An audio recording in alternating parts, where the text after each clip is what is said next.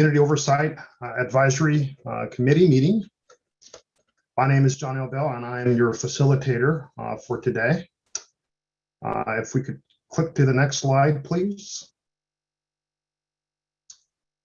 Amber, I'm going to turn it over to you to kind of walk through all of our meeting details. Sure. Thank you, everyone, for joining us.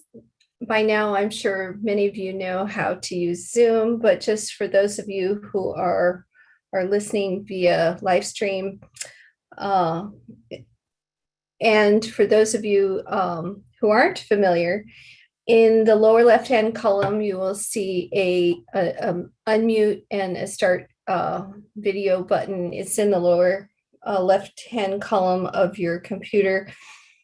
For COAC members, feel free to mute and unmute yourself and turn your video on and off to, for self-care.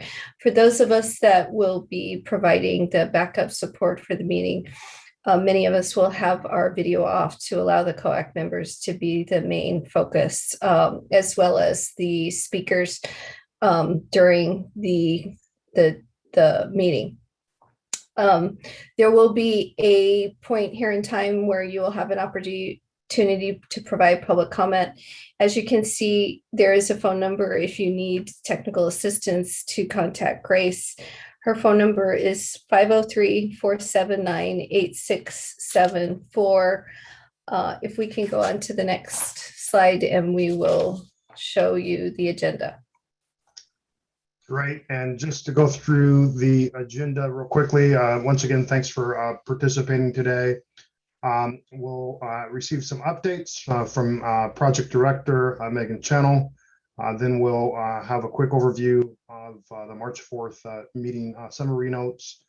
Then we'll have an opportunity. You'll recall at our last COAC meeting, we have started to really roll up our sleeves and working with the CMGC on the initial diversity plan. And so today you'll have an opportunity of really focusing on an element of the diversity plan, which of course is the green sheet process. So we'll have an overview of that and then break out into small group discussions where we will be seeking all of your great thoughts in terms of additional things we can do on this program. We'll have public comments, and then we'll conclude and have next steps. Next slide, please. Amber, back to you.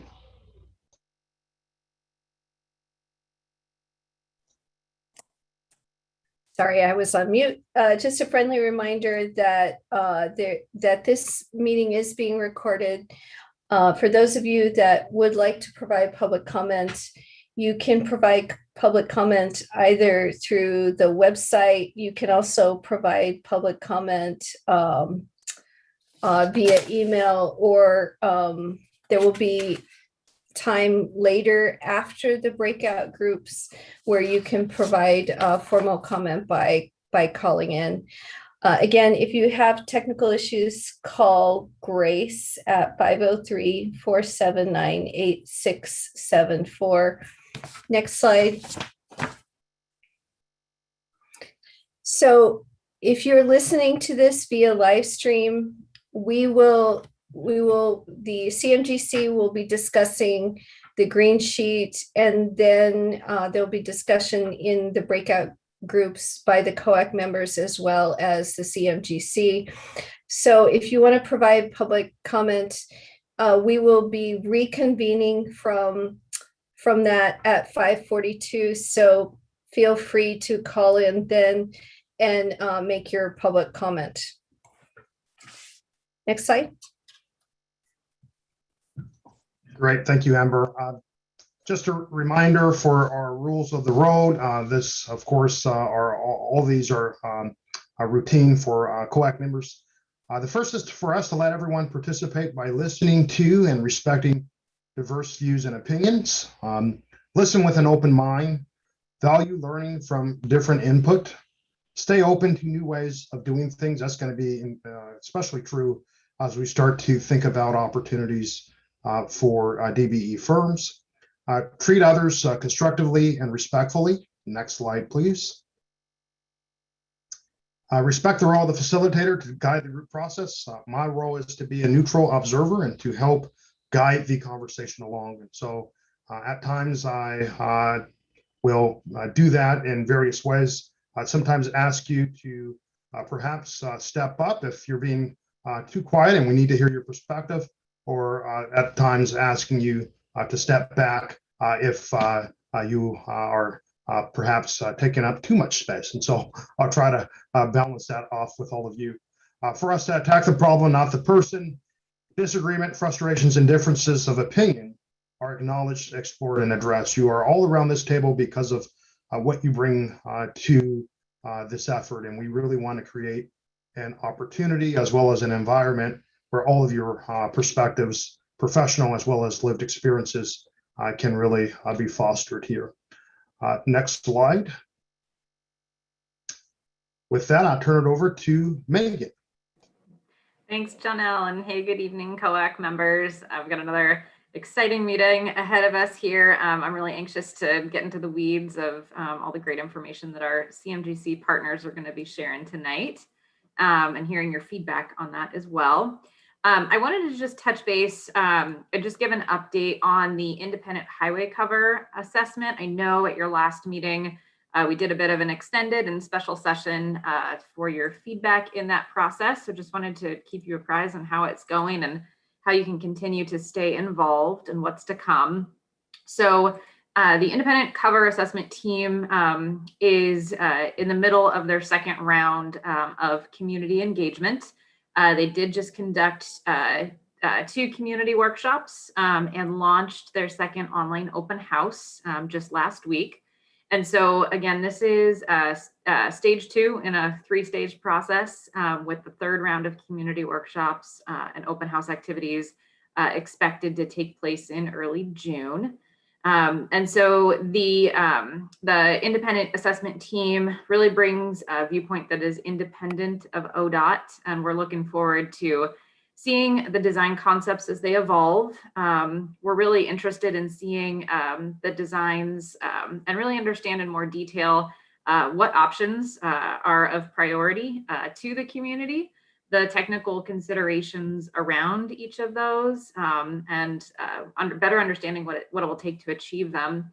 And so the months ahead are going to be really important to not only identify what those designs will look like, what the program on top of the highway cover will be, but also determining information around the financial, the design, and the contracting and permitting feasibility of each of the scenarios, and how they can be worked into our overall project development work plan. So again, there's some really great work happening with that independent team, and really just looking forward to seeing their continued refinements and outcomes of that work.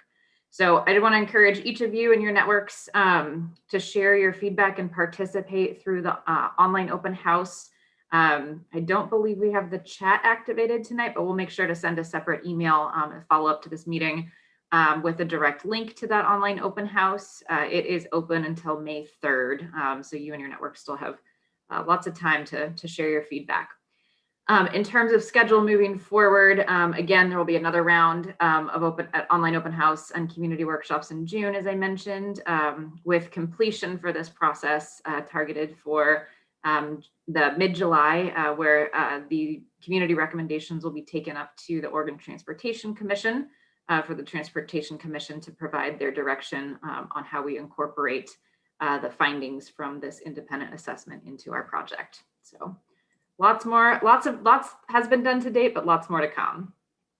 I also just want to acknowledge kind of where we are in our process, and we're at a pivotal moment. And you know, I think that going back to the principles and why we're here and why we have a COAC and why you are so important to this process, that our COAC principles are really central to the conversation around what this project means for the community. In reflecting on this with the joining of our CMGC team, and again, just kind of starting to take action in a number of the fronts that we've been talking about for a while, you know, this project is about creating jobs. It's about opening up unprecedented opportunities for DBE participation in a way that we have not really seen on ODOT projects before. It's about breaking down barriers and that prevent DBEs from bidding on ODOT projects and being proactive about that. Involving DBEs early with technical assistance, building a career pipeline for our future construction workers and future workforce. This has an impact on people, on families, lifting families out of poverty. And it's about creating intergenerational wealth, both now and into the future. So as we continue to work and partner with you, COAC members, in your oversight role, I just want to keep us focused on these priorities and how they are absolutely critical to the success, not only of the project, but to our community and to our Portland region. And so I just want to thank you for continuing to show up with us in this space, and thank you for your oversight and keeping us focused on what matters in terms of the outcomes that we have an opportunity to provide. So with that, Janelle, I'll turn it back to you, or happy to answer any questions. Great. Thank you, Megan. Any questions from members of the committee? And if folks could use the raised hand feature, I will call on you from that perspective. Okay, seeing none. Next slide, please. Hey. I see James Posey. James Posey? Yeah. Hey, how's everybody doing? Megan, I just wanted to check in with you because I was interested in the numbers, whether or not we as a committee had access to the state economists about the benefits of this project, whether or not anybody is forecasting that we have real numbers to be able to make the case about how valuable this project is going to be for us in the future. Do we have access to anybody in Business Oregon or any other economists that is employed by the state to work with us on that? Yeah, I think we can definitely engage more of the economic and economist arm within ODOT to help us with that. But I think also a lot of the work that we'll be doing and partnering here with our CMGC team and just understanding the opportunities available. But to your point, starting to monetize those and then discuss how they have a broader impact even just beyond the construction of this project is a really valid point. So one that I would like to look into more and make sure we're getting the right voices around the table. Please, Megan, you understand that it's real critical that those of us who are advocates for this project have the wherewithal to be able to share with the broader community about what's at stake here. And absolutely, unless we can quantify and qualify what the outcomes are going to be, then we're just kind of, I don't want us just be talking to ourselves about how valuable this project is. And sometimes, we can get lost with that. So I'd like to see a robust approach to trying to quantify what this project really means. Absolutely, we can look into that. And Janelle, before we jump off of project updates, I should have started with this and just want to acknowledge that this week in particular with the verdict that came out around the death of George Floyd, I know has had a profound impact in our world that we live in and to each of us. So I just wanted to acknowledge that we're working within, really close and proximate time to that pivotal moment in history. We did end up canceling our historic Albina Advisory Board meeting on Tuesday night in light of that to give the team and our board members the time and space to reflect and take the time with their families. And so I just want to acknowledge that at any point tonight, just in light of the world that we are in and what we're going through, just please take the time and the space that you need as we continue to move through this work. Great. Thank you, Megan. Next slide, please. Now, before we move forward, this is Kenichi. I have a quick question on the project updates. We've certainly seen in the news some of the lawsuits that have kind of been attached to this project. I'm curious if you can shed some light on that and provide us with just some updates on what's going on with that.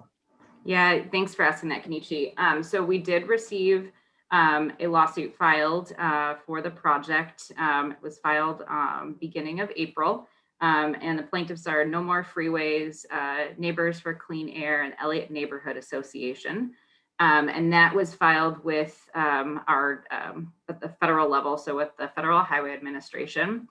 So we are actively in communication with Federal Highway Administration around that and kind of working through the details. That is, given that it is an active lawsuit, that is all I can say at this moment. But as we have more information that we can share, I'd be happy to keep this group apprised. And I see Reverend Hennessy has a question as well. Actually, I was grateful that Kenichi, first of all, good evening, everybody. Good to see you. Kenichi started the conversation that I wanted to see us get into. And of course, recognizing that there is litigation involved here, I recognize you can't get deeply into it. I would ask that you keep us apprised to whatever extent that you can going forward. I was out of town and got notification of it, and then also saw in the news while I was out of town that there were people that were, I think, demonstrating as well. And if you have any information on what the demonstration was about, that would be helpful too. And I would just say going forward, to the extent there's activity like that, we all may not see the same thing. If it's possible, just to be updated on those things as well. Thank you. Yeah, absolutely. Yeah, and you have my commitment to be able to, I will share with this group what we are able to as this progresses. To your point specifically about the demonstration, Pastor Hennessy, yes, there was a demonstration, again, hosted by the same entities that I just noted in the lawsuit. And, you know, I think significant concerns from those groups around air quality, climate action, and public health, in particular around the project's proximity to Harriet Tubman Middle School. And so we continue to share the values that we want to make sure that this project is not causing more harm to the community, that we're not exacerbating the harms of the past. We do know that this project does show an improvement to air quality. That said, we know that there is more work to do in continuing to work with our partners and how we can do better and address the concerns on that topic, and then specifically with relation to Harriet Tubman Middle School. So James Posey? yeah, I was just going to say, Megan, I live in the Elliott neighborhood. I live right down the street from Dawson Park. And if I had any inkling that there would be discussions about, I'm not a member of the Elliott Neighborhood Association, but we got to figure out a way to connect the dots. I would be in those meetings at the Elliott Neighborhood Association, giving counter views about how this project and what it does. I was unaware, and somebody in your organization has to connect the dots, keep us connected to what the processes are going on relative to this project. I can't, you know, we just volunteers out here, but unless somebody has a broad perspective on how we push back against opponents of this project, we're in trouble. Yeah, you understand what I'm saying? I do, and yeah, we will do better in making sure that we're sort of communicating out to this group, not only just the updates, but kind of again what we're hearing in terms of broader community conversations, so that in your role as COAC members, you're able to engage as you see fit. Thank you. Okay, I need to move on. So next slide, please. Thank you for those questions and updates. Really important for you all to stay abreast. Amber, I'm going to ask for you to just go quickly over the March 4th notes.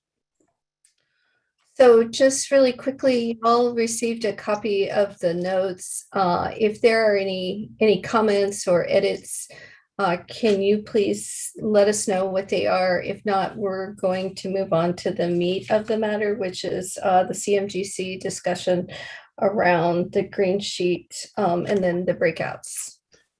Great. And so let me go ahead and tee this up. As you'll recall, COAC at our last meeting, we had an opportunity of spending time with the CMGC unpacking the diversity plan. And so today we are joined by members of the CMGC to roll up our sleeves a little bit more deeply with respect to the green sheet process. With that, I am turning it over to Bill Bruce. So Bill, all yours. Hey, thanks, Jonelle, and thanks everybody for being here tonight. I want to again thank you for your commitment to be involved with this process. I recognize that you are all longtime volunteers in these efforts.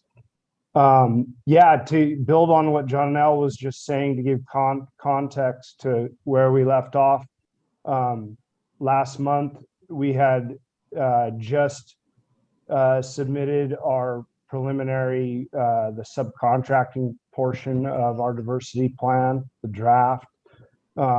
We were about halfway through the 20% estimate.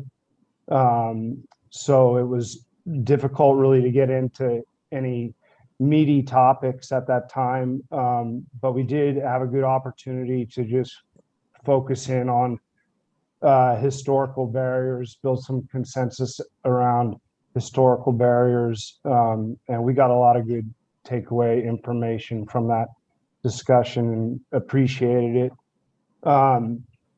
So tonight, shortly after that last meeting, the 20% estimate wrapped up, which really allows us to go to work on the green sheet, which you heard also described earlier. That's our planning tool for DBE contracting. As contractors, we plan and figure out literally everything, and we should be doing the same kind of effort needs to go into contracting and into workforce. So we're bringing forward a practice that we've had in play for quite a long time here in the Portland metropolitan area with the green sheet. You asked several times, you said you want to see the science. So tonight we're going to dip our toes into the science. I would forecast that it'll be an overview to a degree, but we will also be able to expand on that sometime in the future as the project progresses. Tonight I brought with me the same team that we had last time. These are all people that are actively working on the project or coming to the project very soon. Matt O'Connell's here tonight, Brad Sullivan, Jennifer Erickson, Jeff Moreland Sr., Brianna DeCobb, Belinda Mutoni, Deb Odell, Webb Moreland, Tayo Adishida, and Terrence Hayes. So it's really important from our perspective that these people all be here from the very beginning and through this entire process, so they know the history and they could carry our ethos forward. So to touch on where we're going with the slide deck tonight and with the information, we're going to start out with touching on some of the guiding principles. We're going to move into an overview of the schedule, and then we're going to move the schedule for the project. Then we're going to move into an overview of the work in general and also by type of work. And then we're going to present the green sheet methodology, followed by the results of our analysis for the 20% estimate. So that's where we're going tonight. We hope that you all get a lot out of this and that this is just one more step forward in the process. Matt, you want to take it to the next slide? Sure. Thanks, Bill, and good afternoon. We just wanted to double back on really what we're all trying to accomplish here as a team regarding subcontracting. Megan did a really nice job of hitting on some of this already, but again, we're really here trying to maximize the opportunities and build capacity of our DBE firms, not just for the Rose Quarter, but for future projects, so that these companies can move forward and be successful and sustainable for a very long time. We also want to further business expertise And we'll do that by providing technical assistance. And then we're also going to be ready to assist firms in certification that haven't done that, so that they can participate on this historic project. And last, we want to provide new opportunities for DBEs by forming new relationships with our companies, and also between some of the more established DBE companies that we anticipate will be subcontracting on this job with some of the newer small firms. So with that, next slide, please. The project's divided into 4 packages, 3 early work packages and 1 main construction package. Early work A is just the north end of the main line. Early work package B is the south end of the main line. C is various demolitions. And then there's also the main construction work in the middle portion. The project schedule is projected from 2023 to 2027 with a projected cost of up to $654 million. So this is just to give everyone a broad overview of what we'll be talking about in a few minutes. So as Belinda was saying, early work package A is located on the very north end of the project, highlighted in orange. So this package encompasses 5 bridges. We'll be constructing 7 new retaining walls along the I-5 main line, as well as 2 stormwater facilities. And this also includes on and off ramp work, as well as I-5 mainline paving. On the very south end of the project is early work package B. This encompasses 7 bridges total. We'll be constructing 5 new retaining walls, as well as on and off ramp work along the I-5 mainline in that area, and mainline paving. Early work package C is located towards the middle of the project, and this includes just various demolitions, but this really sets the stage for our main package work. So the main package is shown in yellow, highlighted on the map. That includes the I-5 cover, 12 new retaining walls, lowering the I-5 mainline to accommodate the new cover, as well as various city street improvements, as you can see highlighted in the yellow outline there. And then it also includes the new Clackamas pedestrian and bicycle bridge overcrossing that we'll be constructing just south of the cover. Next slide.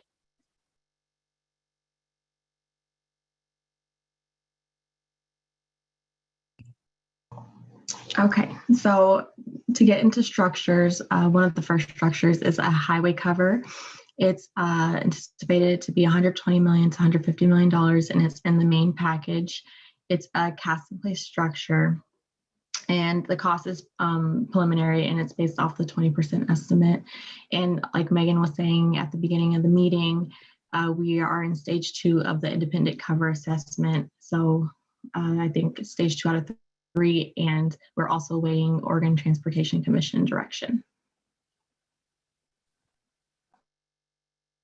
Like I was just explaining on the previous slide, our project includes a lot of bridge work. So this work is totaling between 70 million to 90 million and is included in all 3 packages, package A, B, and the main.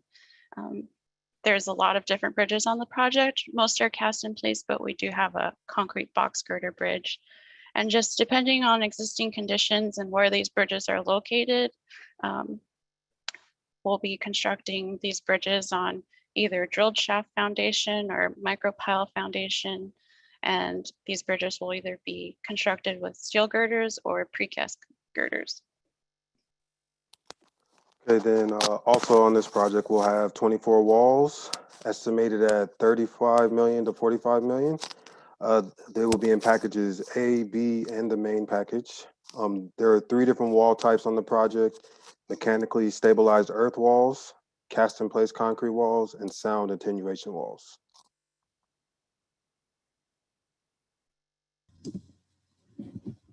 So what we're also building is the roadway, which is also 90 to 110 million.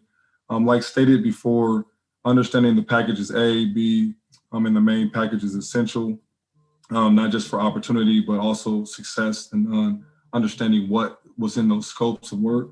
You got removal and demolition, excavation and grading, subgrade stabilization, reinforced concrete paving.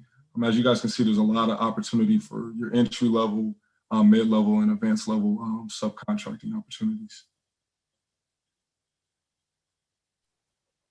And in terms of streetscape, as you can see, it's 80 to 90 million, and this is part of the main package. We have landscaping, aesthetic elements, utilities, drainage, concrete sidewalks, and asphalt paving as well. So we're also looking at electrical, signing, lighting, signals, and ITS, estimated between 10 million and 15 million. And that'll be in packages A, B, and the main package. So part of those, that is temporary and permanent lighting, variable message signage, traffic signals, and intelligent transportation systems, ITS. And last but not least, there's ancillary scopes that range from 40 to 60 million in all three packages that involve construction survey, maintenance of traffic, that's all the temporary signs, cones, barrels, barriers, striping, everything needed to get bikes, peds, motor carriers, and transportation through the project. And last is erosion control, which is, permanent seeding, silt fence, straw bales, inlet protection, so on and so forth. I'll turn it back over to Jeff to talk about the preliminary analysis. So we just want you guys, everybody to understand, first of all, good afternoon, everybody. It's good to see everybody here. And again, like Bill stated, I want you all to know how much I appreciate you guys volunteering your time for this important endeavor that we're on. But I want to make sure we understand that this is just preliminary. This is just a 20% design. That's all we are. We're at 20% design. And so we still have a lot of design iterations to go through, 30%, 60%, 90%, all the way to IFCs. So there's a lot of more work we have to do. A lot of assumptions were made where we were lacking details. We're at 20% design, so we don't have a lot of details. So we had to use our historical and our experience to kind of give a best guess to come up with what we thought the real value was. And then finally, we also were awaiting the independent cover assessment. So the numbers that we use for the independent cover assessment came out of the RFP. So we don't know what that conclusion is. We don't know what direction we're going to ultimately get. So we just use what we had to kind of plug that number. And then we also have to look at historical construction values and how that's going to impact, especially with changing market conditions. There's a lot of projects going on. You've all seen the advent of COVID. We've seen pricing go through the roof. So we got a lot of market conditions that we're going to have to really evaluate. So this is just a preliminary analysis. We have a lot more work to do. So that's wanted to make sure I'm clear on that. All it is preliminary. Next slide, please. All right, folks. So the next two slides are really to try and dive a little deeper on the actual green sheet process. So I'm going to go a little bit slow here. For some, a graphical representation helps. So this is sort of a simplified down graphical representation of what the process entails. You first have inputs on the left. You have to have a specific project scope. So in this case, the 20% design is the project scope. You also need to understand the DBE contracting community, both existing contractors, big and small, and areas where we've had historic capacity needs that have not been met. So if you start with those two ingredients and you put them into the process, so that's now we're in the middle box, and in the process you tie the scopes of work to the DBEs that you know of, and you do that by using your successful past experiences. you use local current knowledge of what folks are doing and what their current workloads are, where their focus is for contracting.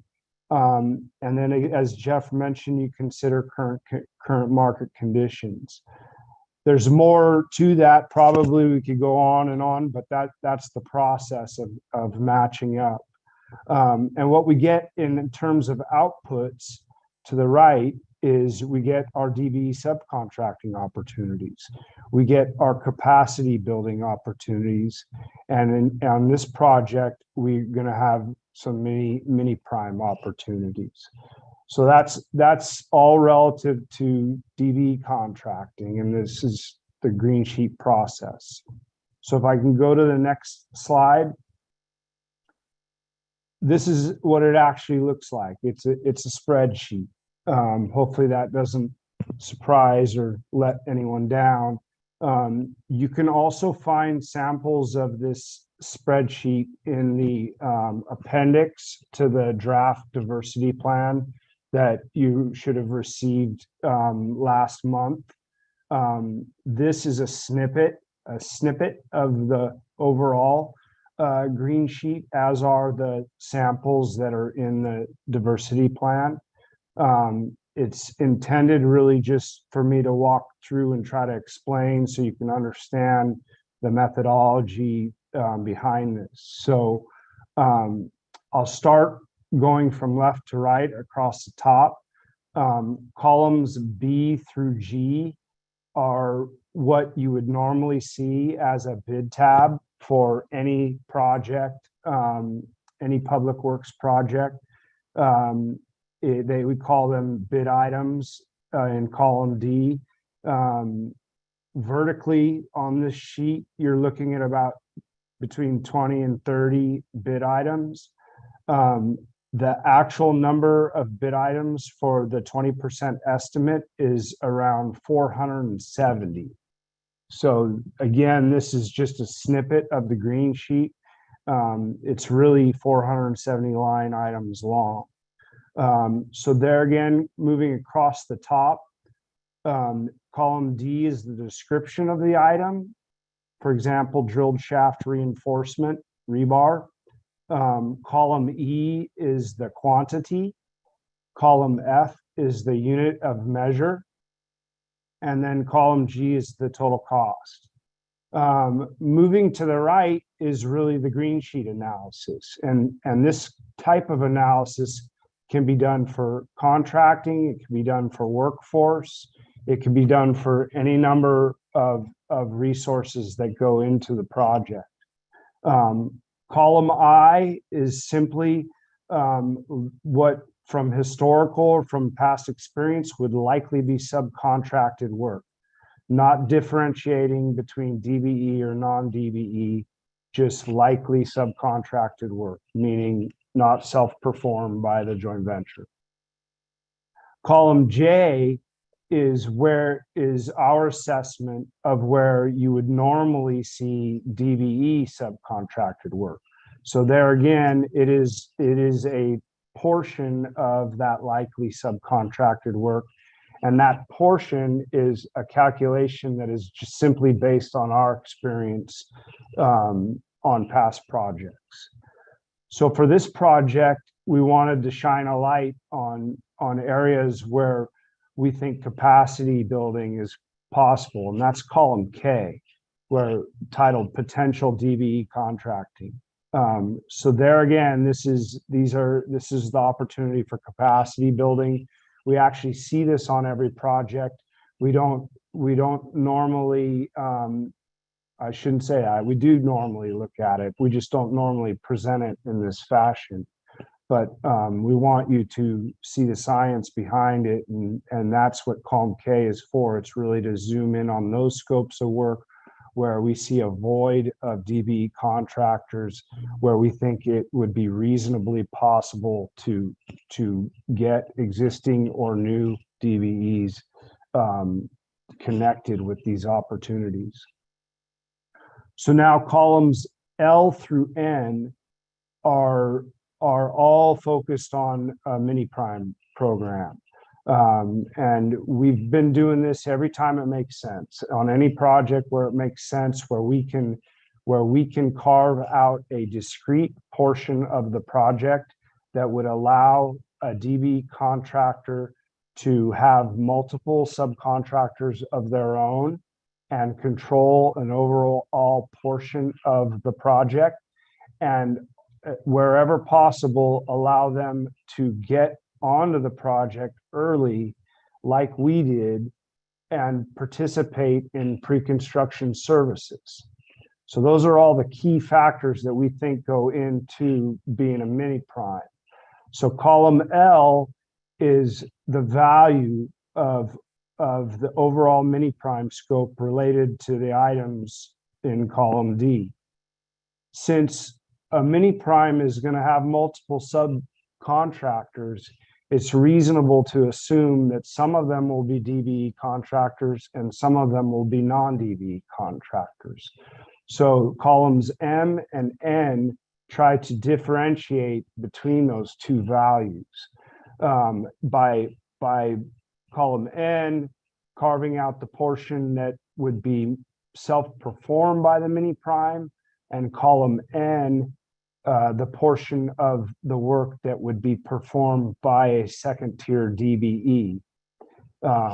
So again, it's just to try to sort out what dollars will actually be landing in the scope of a DBE.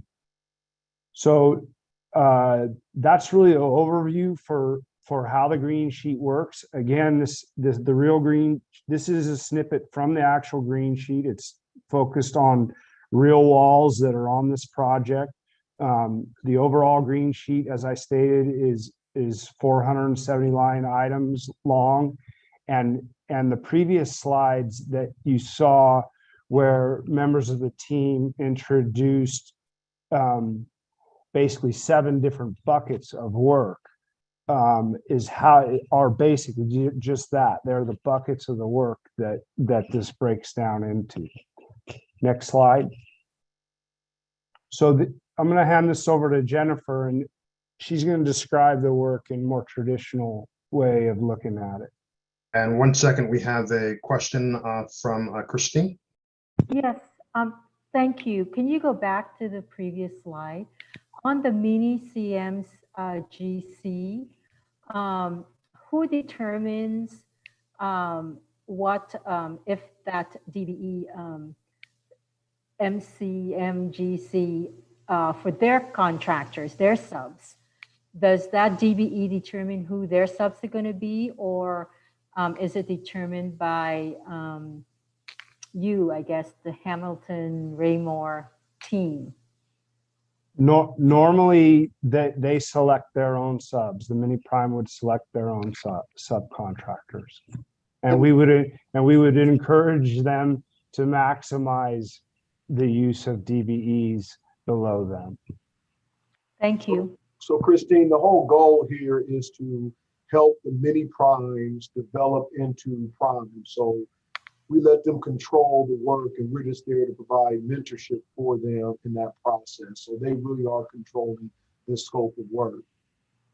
Great. No, I'm happy you're doing that, because then we have more qualified DBEs in the future. And obviously, you're probably going to do some kind of project management with them, right, to make sure that they are, managing their DBEs correctly and doing everything that's needed as far as documentation and so on, according to your plans.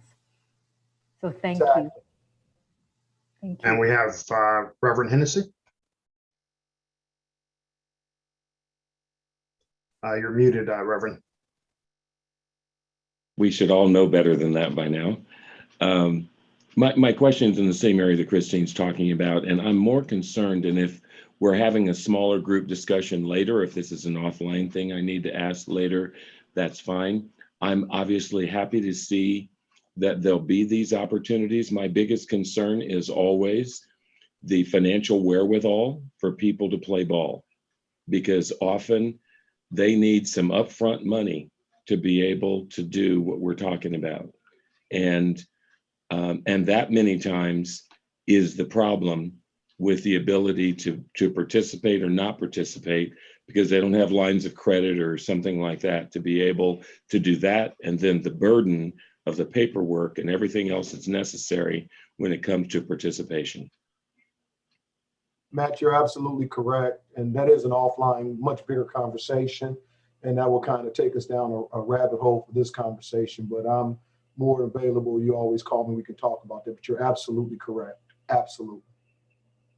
And Kenichi? Were you going to say something, Bill? I was just going to say those are the obstacles, but they're also the justification for why mini prime is so important, is because these larger scopes are what get a mini prime to the level where bonding and cash aren't the issue anymore. We have Kenichi, and then we'll have James Posey. Thanks. Really appreciate walking us through the document and how you got to your numbers. Questions on the mini CMGC opportunities.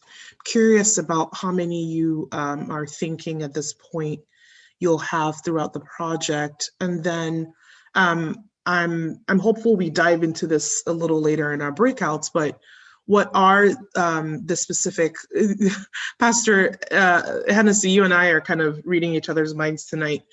What are the specific capacity building tools that you will be implementing for the mini CMGCs, and then also for the subs, the DBEs under the mini CMGCs?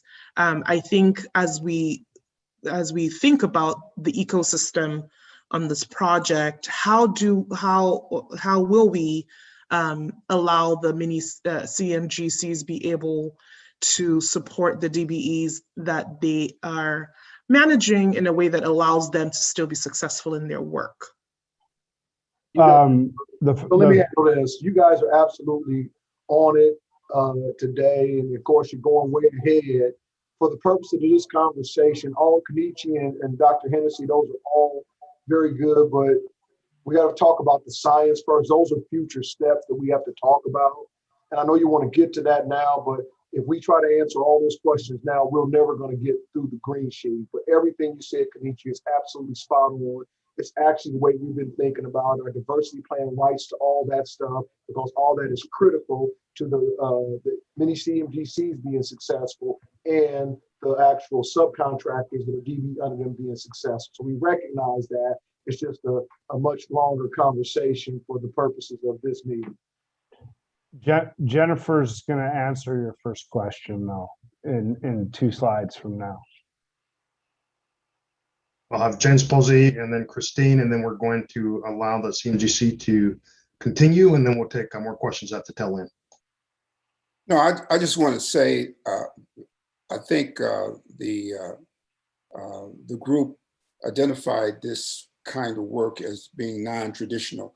Most contractors wouldn't even approach a situation where you have many subs. So my concern is whether or not ODOT acknowledges this is non-traditional and provides the necessary support to make this successful. Because at the end of the day, this means much more work, much more responsibility. And I'm not about trying to ignore that. And I hope that everybody in this whole group doesn't ignore that this is really a forward-thinking, progressive way of approaching contracting where we actually get some results. So I don't see anything where ODOT has really acknowledged this particular process over and above just allowing the contract to move forward.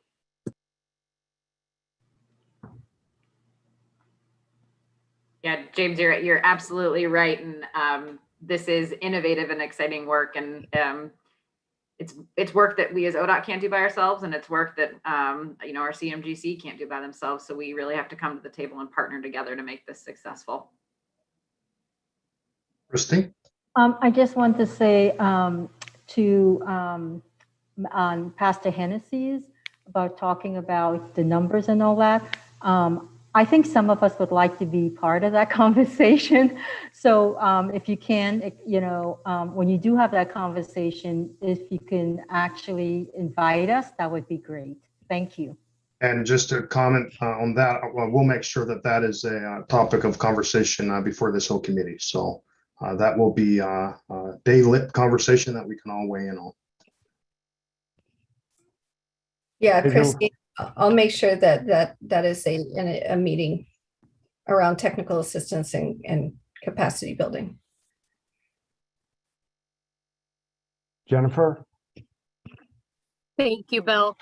So DBE opportunities that we have identified. So first tier opportunities are earthwork, grading and trucking, electrical, walls, drainage, landscaping, asphalt paving, construction survey, maintenance of traffic, and erosion control.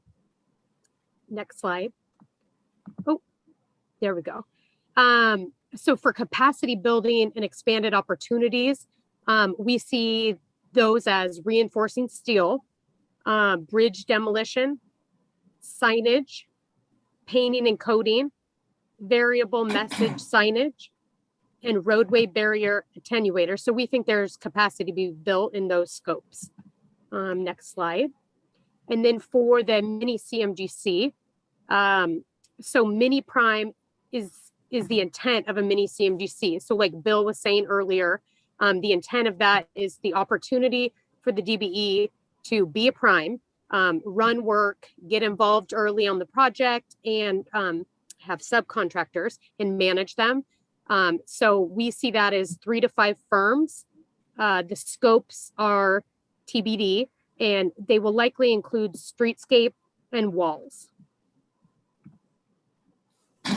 So, what we felt like is important to share, some summary values with you folks out of that analysis that Bill discussed, and looking at that second bullet, that value 65 to 75 million worth of DBE subcontracting, that's represented in that first slide Jennifer presented in those scopes. The capacity building, which was her second slide, the tool values out at 25 to 35. And then the mini prime value that came out of the spreadsheet was 55 to 65. And that all rolls up to the bullet up on top of that range for overall DBE subcontracting on the project. Next slide.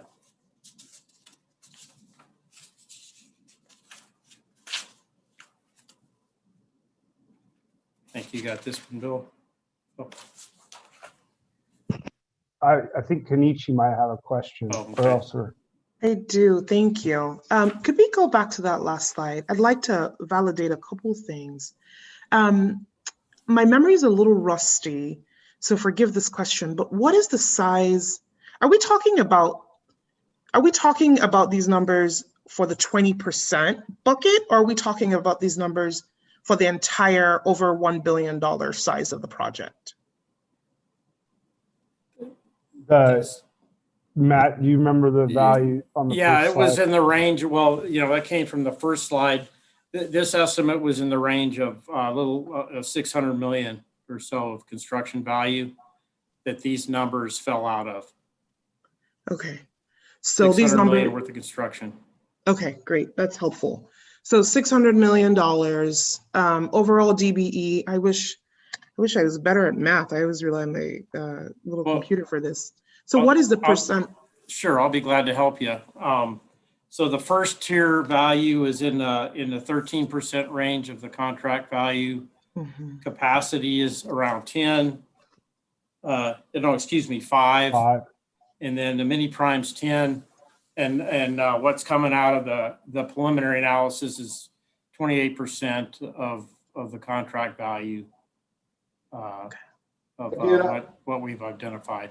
Again, we want to state that's the preliminary analysis, Kenichi. What we've committed to is 18 to 22%, but looking at the analysis, we came in, we input this. Right now, we're at 22 or 28%, but that's just, again, preliminary.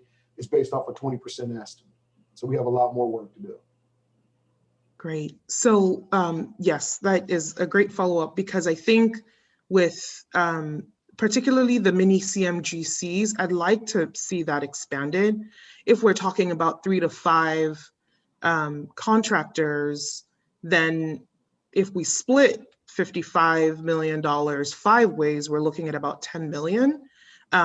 I think that number can be more robust, and certainly I'm sure that 600 is a starting point, and fully expect to see that number grow a little bit. But I would like to see a little bit more in that mini CMGC bucket, as well as the capacity building, and I think the overall DBE. Of course, the intent here is that as the project grows, that we don't see a shrinkage in the percentage allocation for DBEs, that there is a commensurate and really that number that you're expecting will balloon will also show up in the allocation for the DBEs. And COAC members, I'm going to ask that you hold your questions as indicated a second ago. We need to let the CMGC get through the slide so we can get into breakout groups. So Mr. Posey, if you could just hold your question until the end here, they're almost done. CMGC, if you can kind of speed up your pace, then we can get to breakout groups. Sure. So, what we want to do is we want to build support with y'all for this process. It's well established. I've been using it on every major project here in Portland for 25 years. It allows us to identify scope early for DBEs, which allows us to match DBEs up with the right scope. It allows the outreach to be targeted in the right place, and it allows us to leverage past relationships, not just to hook up the past contractors, but also to leverage new contractors into the mix. Next slide, please.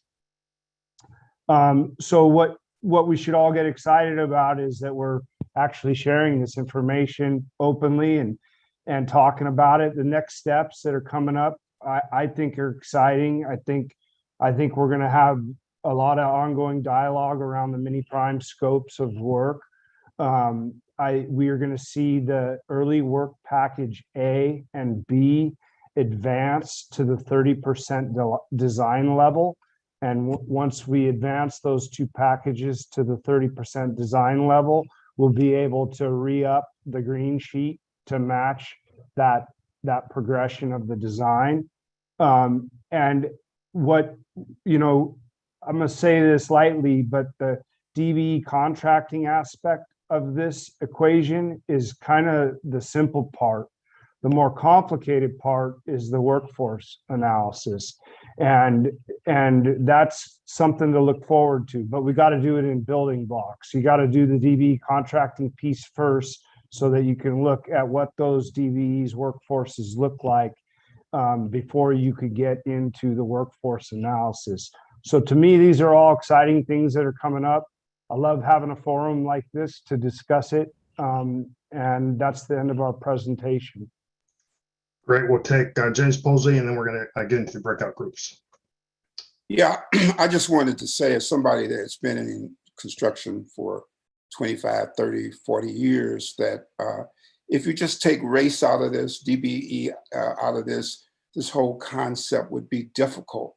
And for us to understand that it takes generations to be able to build capacity within companies to be able to perform this work over the years. And so for us to really think about the expectation of how this project is going to move forward and the sort of time and energy that they've already developed is quite remarkable. And so for us to be realistic about what the actual outcomes will be is for us to understand that for many, many decades, people of color have not been able to progress in this industry like white folk have.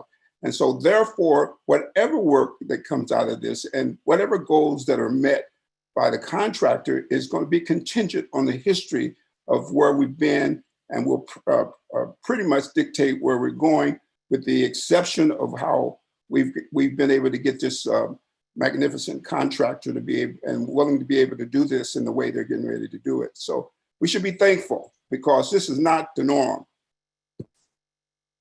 Amber, if you could give us an overview of our breakout groups, and I'll ask for folks to save their questions for the breakout discussion. Amber, could you give an overview of our breakout?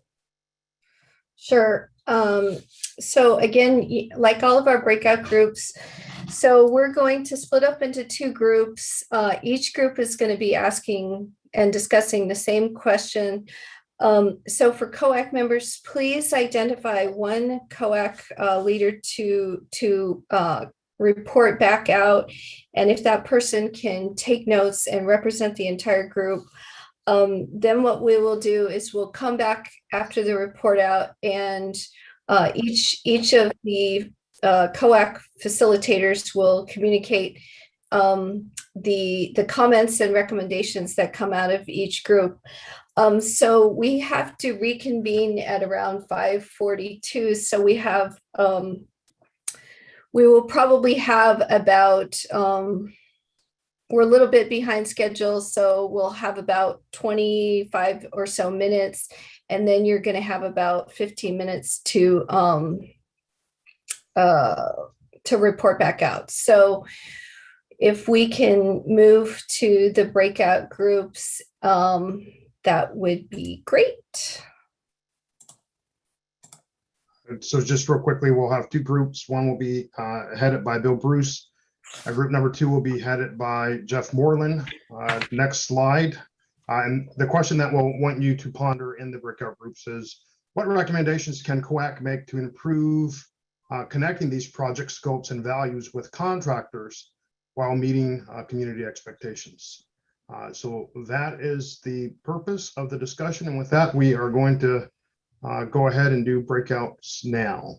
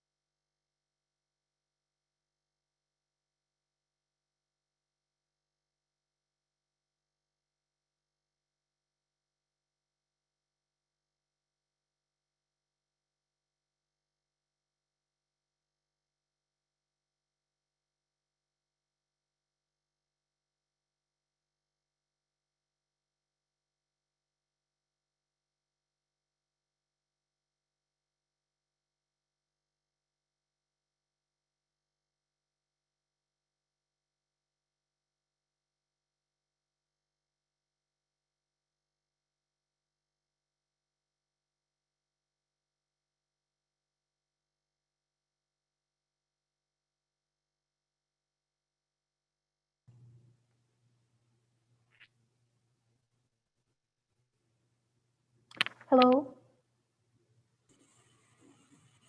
Hi, Christine. We're in breakout rooms now. You should have a prompt to join. Well, I actually got disconnected, so I need you to have me join back group 2. I was disconnected while I was there. Absolutely. Can you see an option to join now? No, I don't. I've been having issues today, so I just want you to know with Okay. We'll try to figure it out. breakout rooms. Let me click on that. Oh, here it is. Okay.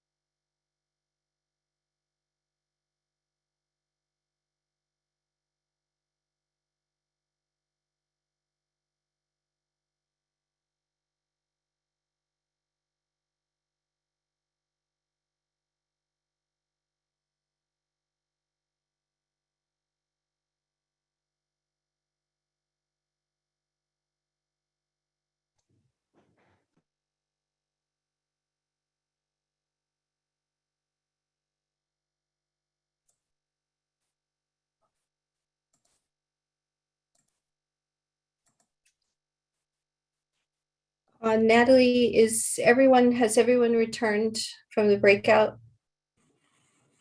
It looks like we're waiting on room 2 to come back to the space. Okay, thank you.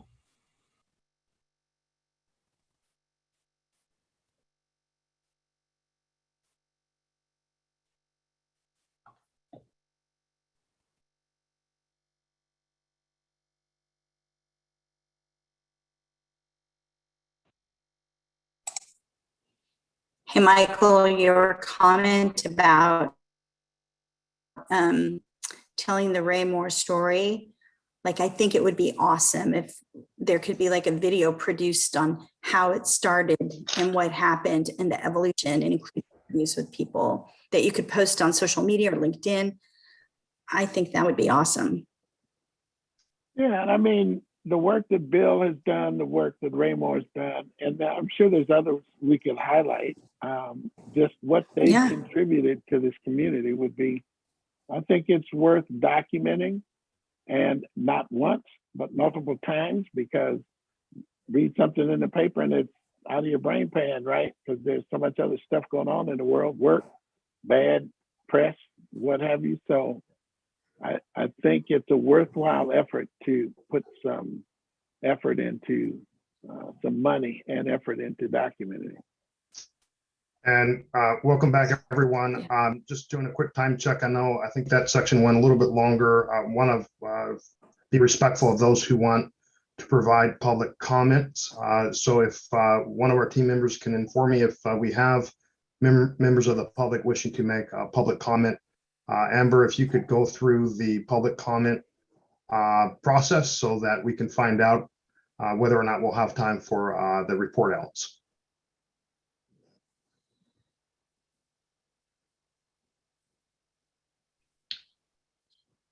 Amber? Sorry about that. Natalie, do we have anyone in the queue for public comment? No, we do not at this time. Anyone joining from the live stream, the information on how to make a public comment is below the video. And it's also on the agenda. And maybe we could just real quickly go through what that procedure is, if we can get that slide up for those who may be watching and have not known here. Okay. So if someone could just go over that real quickly. So if anyone wishes to make a public comment, you can dial 971-247-1195. The meeting ID is 838-2563-9732. The passcode is 218776. You can also leave a voicemail at 503-470-3127. You will have 1 minute for comment. Please state your name, speak slowly. You can also send us an email at info@i5rosequarter.org, or you can submit it via the website. So we'll just wait a second. Natalie, anyone wishing to speak or address the committee? I'm not seeing any comments at this time. Okay, with that, we will go to report outs. And maybe we'll start with your group, Bill. And before we go to the report outs, can we allow us to see each other, pretty please?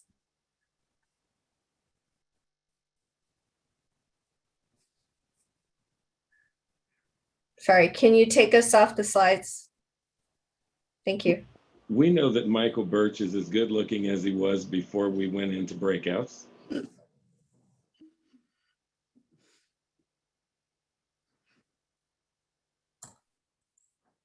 Are we doing Bill's? So that would mean Mr. Posey is up. Where's Posey? Posey, you're on mute. Yeah, you all twisted my arm. You know I can't walk and chew gum at the same time, taking a report and running my mouth at the same time. But anyway. Mr. Posey, just a reminder, the meeting ends at 6. So, okay. So if that's any guide for you. Okay, I get you, Donnell. Okay, well, listen, one of the items that I brought up was building the capacity through making sure we have a strong pipeline. Now, we early on in this COAC talked about that. It's not just what we're going to do in 2023, it's what we do now, what ODOT does now. There's a broad range of projects that have been going on all the whole time, and so unless we're analyzing that pipeline and building those capacity from the body of people that are out here now, then we're shooting ourselves in the foot. So we need to spend more time doing that. That's what I said. Okay, so one of the other things was, in my mind, outreach is sometimes overrated because real work occurs when you have relationships. And I think Webb mentioned that. This is about building relationships and building them now and making sure that you have the capacity to get people involved. So building relationships through being intentional is one of the key words we talked about. And then for me, what sums up much of our discussion was let Raymore be Raymore. We're fortunate to have a company that already does what we're trying to get them to do. They're doing that. So what we want to do is replicate that, scale that up, make that better, do all we can to get Raymore in a position to have a free hand to do what they need to do, what they've already been successful. And that sounds simple, but let these people go. Let them do their thing, as we say. So that's one thing. Somebody mentioned about the database, the COVID database, and we had a lot of discussion about the database. But at the end of the day, the database has not served us in any capacity to build anything historically. From what I can see, 75% of the people on COVID in the COVID database don't look like minorities. We all know that. And then even when you do get those, that don't mean they're going to be really representative of the minority community. So the database is maybe a good tool for some people, but not, from my opinion, not that great. The other thing was I said scale up, and finally, I didn't get a chance to really mention it, but you want to incentivize the behavior you want to see. These guys are doing this already out here, but if there's no motivation and intentional motivation to get them to do more of what they're doing, why should they? Or why would they? So it's a simple matter of incentivizing and doing the thing the right way. And one of the things that Michael wanted to bring up, which I've said repeatedly, I want him to talk to that right now. Michael, would you go at that? I will, thank you. So two things. One is the neighborhood association, the No More Freeways, the folks that are complaining about this project, the folks that are filing lawsuits. We are not out in front of the negative narrative talking about the positive aspects of this project. We're listening to, reading in the paper about how bad this is going to be for an area, right? And I won't bite my tongue here, but the people that I saw protesting didn't look like me, right? They're talking about the damage to the neighborhood. So that was very interesting and frustrating.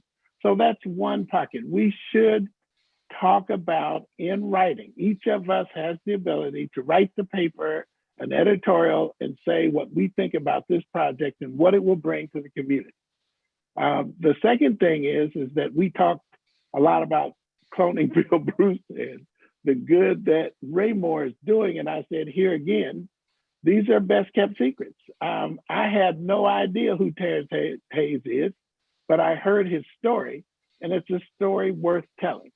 It's a story worth documenting, and this is going to be a long-term project, right? So someone should be dedicated with money in pocket or in hand to document the positive outcomes, the positive work that contractors will do on this job. I think not only should someone on this project, but I think ODOT, the larger organization with deeper pockets, should also, for future projects, document the positive aspects of this job, the way that people are brought up and trained and mentored throughout the project. There's more than one story to be told, and you can't tell it once, right? Fill up a binder with positive outcomes, positive work that's being done, even if it doesn't turn out the way we want it to, the work that went into it to try to make it work is what needs to be documented. We need to tell these stories over and over again because people will forget. You pick up the newspaper, you read an editorial, you're either happy or sad about it, and then you read the funnies and you forget all about what you read in the editorial, or the news is so bad on television that you forget about it. So we need to document the work that's going into this project that is turning out the future contractors, the workforce that's coming. We just need to document it. That cover it, James? Yeah, that's pretty much what I would have said. I would have said it differently. Like they need to get the hell in here and get to work. And all my voluntary, all my violent language. They need to get their ass on out here and get this done. ODOT's not doing his job. Blah blah blah blah. They need to get this thing done, and they're not getting it done. This story is lopsided, and I blame a lot of it on ODOT. So they need to get this thing right now. Now, I'm done.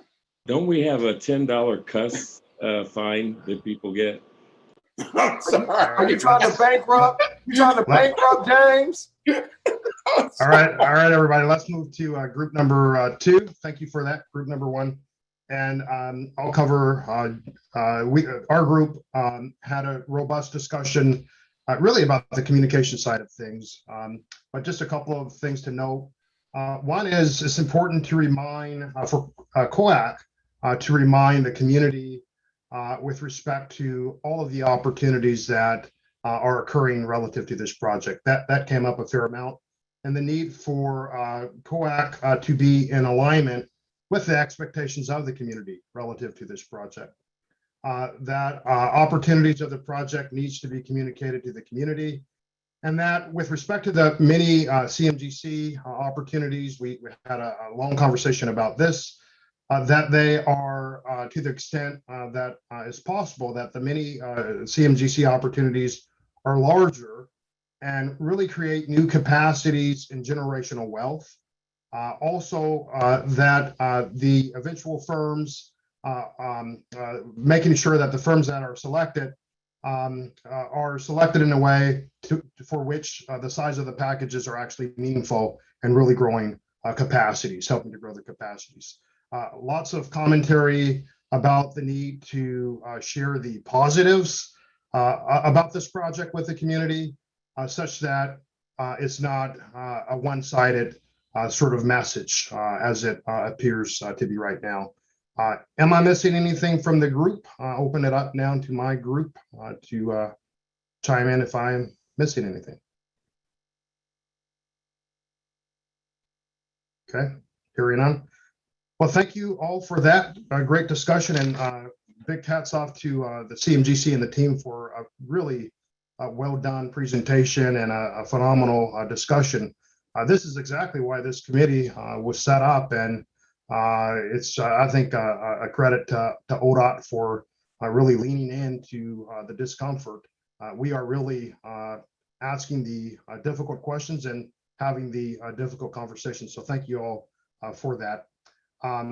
Amber, Andre, what are our next steps? If you can kind of give folks a foreshadow in terms of what's happening, and then we can wrap up. I think what we see coming next time is workforce. We're going to come back to you and talk to you, well, not us, but the contractor JV is going to come back and talk about workforce. And again, as Jeff has said, this is based on the 20% and what they are, but here's how they're looking at workforce and to some of the questions that have been asked in the past, hopefully start providing you some answers, and probably as today will create even more questions, but it starts that process. Great. Amber, any final remarks to that? Yes, I'll see you, Mr. Posey, just 1 second. Amber, anything? Sure. So especially given that folks really wanted to dig in terms of like technical assistance and capacity, we'll regroup and see, how we can put together the next meeting in a way that allows you to do that. And so because I know you all really want to dig into that topic too. James? Right. Yeah, oftentimes, I don't think, the left hand knows what the right hand is doing. And I say that because this HAP meeting is next Tuesday. And some of you all who are advocates for this project need to listen and maybe comment on what the HAP is doing. You know, it's an age-old strategy to kind of divide and conquer, but as a community, we need to let other folk know what's really going on and what it really means to have this project, so they won't have any illusions about what we need to do. So I would just recommend that folk who have the time and the ability is to sit in on this HAP meeting, because you don't want the tail wagging the dog, y'all. And that's actually the tail wagging the dog. So that's a good segue. I'm wondering, Dr. Holt didn't know I was going to do this, but I'm wondering if you can speak just 30 seconds about what's upcoming HAB, and if you would be willing to do that. Hey, thanks, John L. Sorry, guys, I can't pull the camera on. Great meeting, great discussion. And Mr. Posey, you are exactly on point. The heartbeat between the HAB, the Executive Steering Committee that I facilitate and a strategic consultant on this work, and the HAB, the Historic Albina Advisory Board, is what Erica Warren facilitates, both through Tri-Excellence. Our goal is to make sure that we are coordinating efforts between the COAC, the HAB, and the Executive Steering Committee to keep from having the tail wag the dog, and to keep from being in a place where information is not being shared among the groups. And so that's a lot of the work that's going on, and we'd more than love to have you not only at the HAB, but also at the Executive Steering Committee for those who might be able to participate in that, which is on Monday. So our efforts, John L., myself, Erica, as well as Amber with Andre, is to coordinate our work so that it is complementary and cohesive. And I would also say that telling the story, telling our narrative, and being accurate and truthful about what's actually happening can dispel the myths and the campfire stories that are out in the community. Great. Thank you, Dr. Holt. Megan, any final remarks before we turn out? A huge thank you. And James, you are right. We need to do better on the communications front. I heard that loud and clear in our breakout group as well. So we've taken that to heart, and making sure that we're putting the resources towards improving in that department. But again, thank you for a really wonderful COAC meeting, at least in the breakout group that I was in. Like that, this is why we're here. This is exactly the type of information that we need to push us to do better, keep holding us accountable, and thanks for keeping the show up. Thank you all. Have a great evening. Stay safe, and we'll see you next month. Take care, everybody.